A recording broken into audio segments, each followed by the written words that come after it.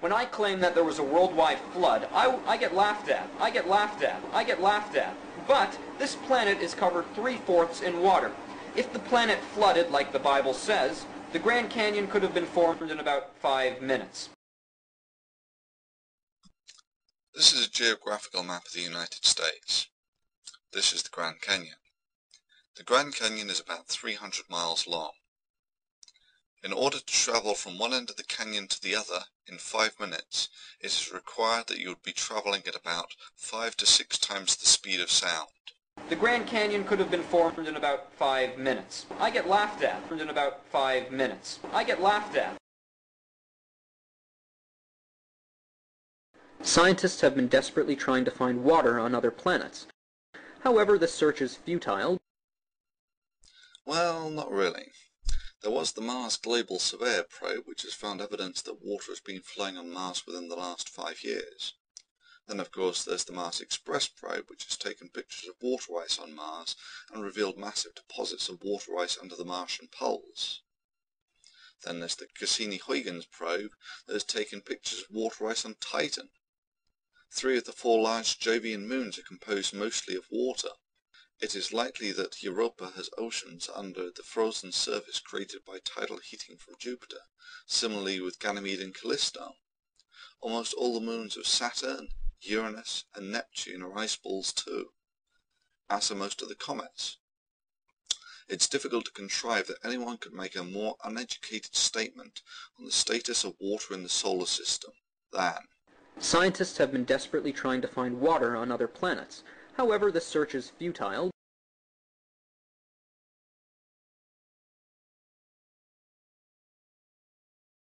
Yet this planet, this amazing planet, just so happens to have, 100% of the water in the whole solar system.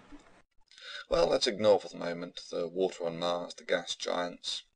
Let's ignore the water on the moons of Jupiter, Saturn, Uranus and Neptune. Let's ignore all the Kuiper Belt objects such as Pluto, Sedna, and of course all the comets. Here's an interesting thing about water. Where did it all come from? We can't find like a speck of H2O in outer space. Is there still no water in the universe? Bollocks. Water is the second most common molecule in the universe. The reason for this is simple. The elemental composition of the universe by atom percent is about 92% hydrogen, 8% helium. The third most common element in the universe is oxygen, and there's less than 1 atom percent of it.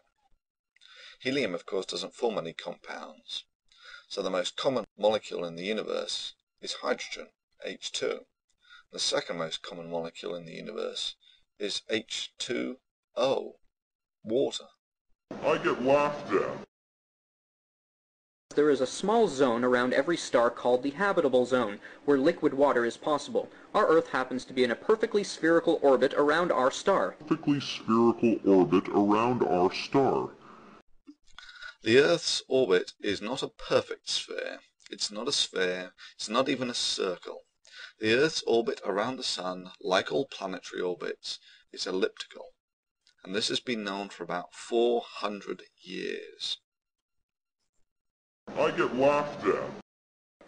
However, if the Earth was a mere 5% closer to our Sun, we would cook like Venus. Now, if our Earth was a few percent away from our Sun... By a few percent, you failed to mention that this is 37%. This is about 50 billion meters, almost out as far as Mars. I get laughed at.